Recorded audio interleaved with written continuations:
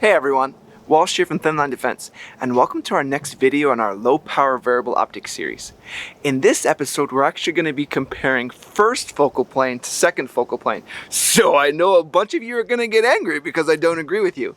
Now, I do want to say big thanks to Primary Arms for giving us all these optics we got to play with. We've got to see some really cool stuff, and to Wheeler Tools for giving us all the tools that we need to install these things properly so we don't have them falling off at the range. So for this first focal plane versus second focal plane comparison, we're going to focus on the magnification ranges of 1 to 4 and 1 to 6. Basically because those are the main ones we've gotten to play with. We had played with the Primary Arms 1x6 first focal plane and the Primary Arms 1x6 second focal plane. So before we get too far into second focal plane versus first focal plane, let's do a quick refresher as to what they are. Now we're talking about two similar optics, two similar low power variable optics, or LPVOs. In this situation we used two of them, which were both 1x6, which means they were at a 1 magnification and go all the way up to 6 magnification. Now to remind you of the differences, on a first focal plane the reticle will change size with the magnification. So the reticle may be very small at 1x and then get larger as it goes out to 6x. But all of the bullet drop markings are going to be accurate at any magnification range. So that's the big difference here. So at second focal plane, the reticle is not going to change size. So a second focal plane optic will have a fixed reticle. So at 1x, the 100-yard marking would be correct, but none of the other markings would actually be appropriate. It's not until 6x that all those bullet drop markings actually become matching to the magnification range that you're at, and you can actually use them to measure your shots. So that's the biggest difference. Second focal plane, reticle doesn't move. First focal plane, reticle does move. You think it would be pretty obvious as to which one you would want to use, and we thought so too, until we got them out in the field and we kind of found our own personal preference. So let's get into that. So let's first look at the similarities between the Primary Arms 1x6 first focal plane and the Primary Arms 1x6 second focal plane. They both come in what I think is the same actual housing, like the diopter is the same and the magnification knob's the same. They use the same windage and elevation knobs. They both have very distinct clicks.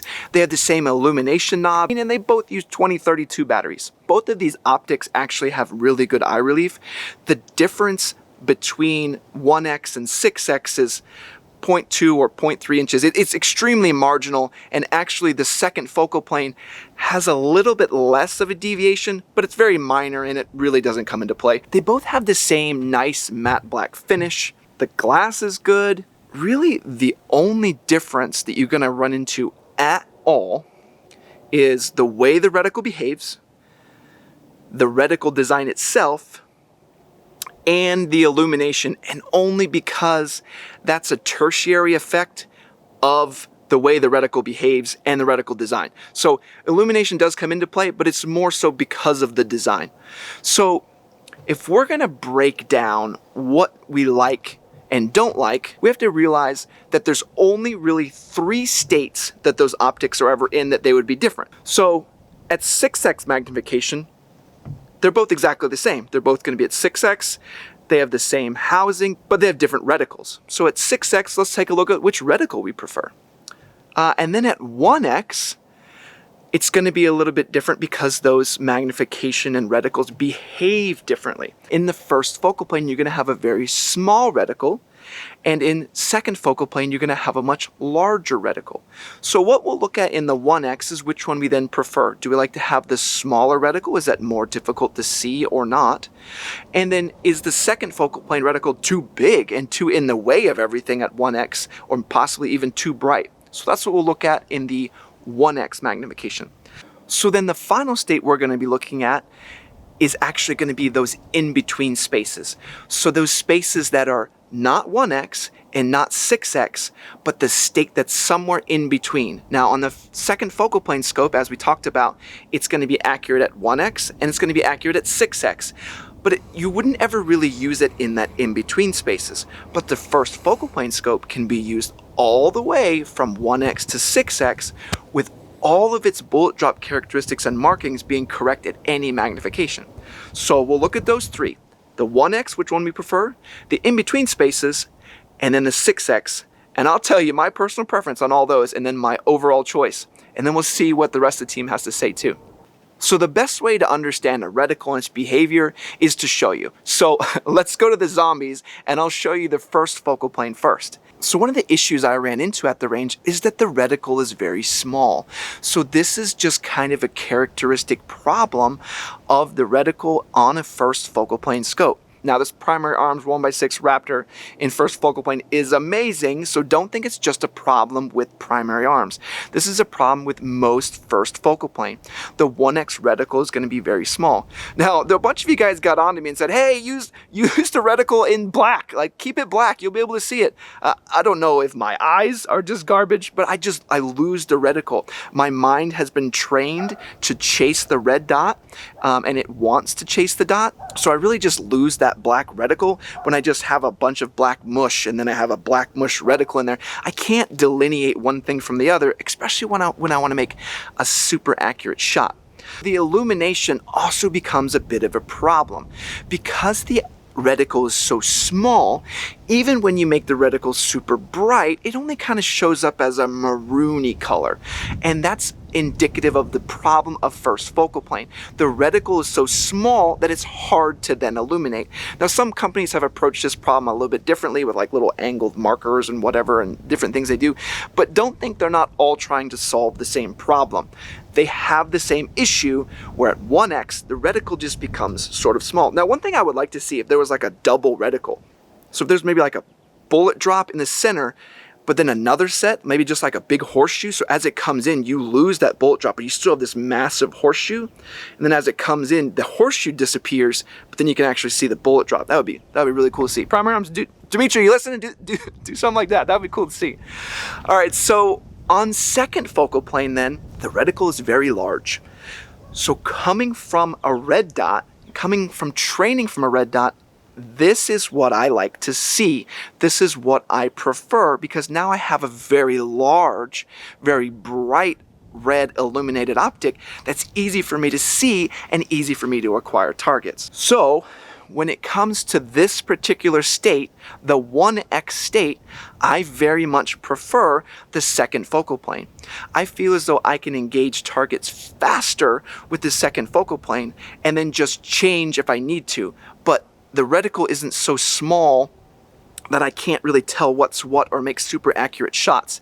The second focal plane reticle is also awesome. So I really like the way that it works, and it has a nice way to ring out a target that's close range. So it really is my preference. So at 1x, my preference is the second focal plane. So let's look at the second state. We're actually going to jump to the end. So let's look at the 6x magnification. Now this is when the optics are the most similar. So again, let's go to the zombies. So at this magnification level, both the optics are almost identical. They have super clear reticles because now in the first focal plane, you're at 6 times magnification. So that reticle that used to be super tiny is now massively large and well illuminated. So you can see it pretty easily. Now on the second focal plane scope, you can still see it the same as you could at 1x though, so you still have 0 problems. So this just becomes a preference as to which reticle you like better. And similar to the 1x, I like the second focal plane reticle better. And I say that because they both have the horizontal ranging where you can, measure out an 18-inch target.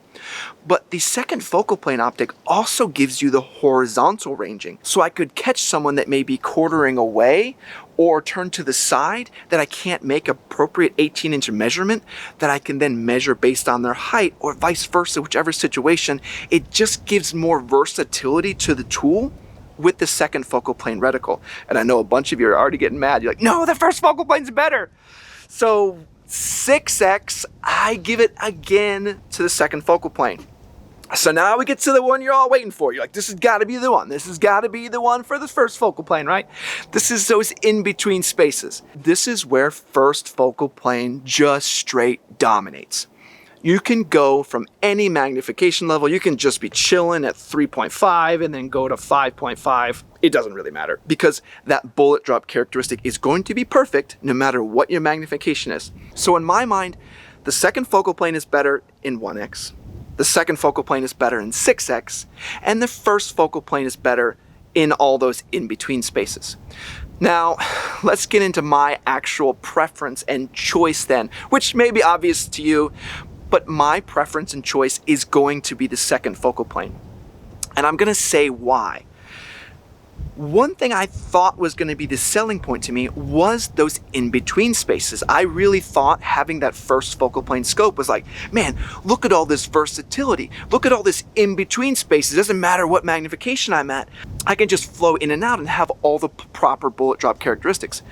But when I went to actually use it, I was never at any state besides 1 or 6. There's just not a large enough gap in between, and that's why I included 1x4 in this. I don't think the magnification at 3 or 2 is that much different than 4, and I really don't think 4 is that much different than 6. So on a 1x4, I prefer second focal plane. For a 1x6, I prefer second focal plane. Now, I definitely want to have first focal plane as the magnification levels increase. I just don't know where exactly that number is. Is it 1x8? Is it 1x10? And that's something we're going to have to learn throughout this LPVO series. But I really did love the second focal plane in the 1X. I love the bright reticle, but as I said, it fits my mission set. It fits on what I've been trained for. And then at 6X, I love the horizontal ranging along with the vertical ranging of the second focal plane reticle. But I never found myself with the first focal plane optic wanting to be in one of those in-between spaces. I was never like, oh, 4.2 is good, but 5.5 is too much. I just never found myself in that situation. Now, I bet if you're a competition shooter, you'd probably argue that it's far more useful to you. But for me, target engagement, general tactical accuracy, it was 1 or 6. So I think that's why I liked the actual second focal plane so much. But that's my thoughts. Why don't we hear what the rest of the team has to say? Let me kick it over to them. All right, so I know what you guys are thinking. Finally, Jason's here. He could talk some sense into Walsh. And sorry to disappoint the keyboard warriors. That's not going to happen. Funnily enough, I agree with Walsh here. Now, for slightly different reasons, I agree with the reasons that he talked about. I think first focal plane really only has its benefit in those in-between magnifications, and you're never in those anyway. So my biggest thing is the cost difference. For me, I don't see why I would pay more money for a first focal plane optic that has no benefit over a cheaper second focal plane. I think it would be much easier to just go with the second focal plane, use the money that you save to buy some ammo if you can find it now, and train more with your optic. I think you'll get more benefit out of that than buying a first focal plane LPVO and thinking you're tactical or something like that. So yeah, I agree with Walsh. It pains me a little bit to say it, but there we are. So here's my thoughts on the first focal plane versus second focal plane in specifically the FPVO scopes. So if you ask me for distance shooting, I'm going to pick first focal plane every time because I don't have to do calculation no matter what zoom I'm at. So if I have a scope, I'm going to make something up, that's 8 to 32 power. Anything in between there, I don't have to make any type of calculation. That reticle or my holdovers are on no matter what the magnification is. So for distance shooting, I prefer first focal plane. Now, for these scopes, my opinion completely changes. So with a 1 to 6 scope, anything that you're shooting within 400 yards, you're going to hit it regardless on what magnification you're at. And no matter what your holdover is really with a 5.56 round, look up, if you don't believe me, go to Google, look up 100 yard zero for 5.56 and look at a silhouette at where your round is going to impact the silhouette at every 100 yard interval. So it really doesn't matter the magnification in between. So then it 100% matter on how well I can see the optic. And in the first focal plane, I'm going to tell you right now, you can't see it. It looks like a little black dot. And with it cranked all the way up outside, like at night, the illumination works phenomenal. In low lighting, it works phenomenal. In the middle of the day, when you're outside, you cannot see the illumination on the first focal plane, and it's just a little black dot. So when you're outside just shooting at white paper targets, you're completely fine, you're good to go. Where it becomes an issue is if you're in the light and you're putting either that reticle over something dark, like something in black clothing, a black target, anything like that. If you're shooting at like black shooting Cs that are black, you're gonna have an issue picking up that optic quickly. It's really apparent when you're standing in the light and you start aiming into dark areas, shadows, into a dark building, into a connex, anything like that, you lose that reticle. It's gone. So if you're going to ask me, Joe, which one would you buy today, first focal plane or second focal plane? I'm going to buy second focal plane. Now, you change scenario, you give me more magnification, and for distance shooting, I'm going to change my opinion. But specifically for this, I'm going to pick second focal plane over first focal plane. So I have to say, I find it really interesting that every one of the team members, after playing with an LPVO for the first time, all enjoyed second focal plane better. But I think that's just because we were in like the 1x6, 1x4 range. So Primary Arms heard us in some of our comparisons, some of the things we didn't like, and they decided to crank the knob up to 11. So on the next episode, we're going to be reviewing the Primary Arms 1x8 PLX Raptor with the M2 reticle. Now I'm going to tell you right now, this thing is on another planet and definitely puts it in a different category above that second focal plane. You got to see this thing. So again, thanks to Primary Arms for sponsoring this LPVO series and to Wheeler Tools for providing us with all the tools we need. Alright everyone, now's your time to go in the comments and be angry about everything that we said today. Alright everybody, take care of yourself. Walsh out.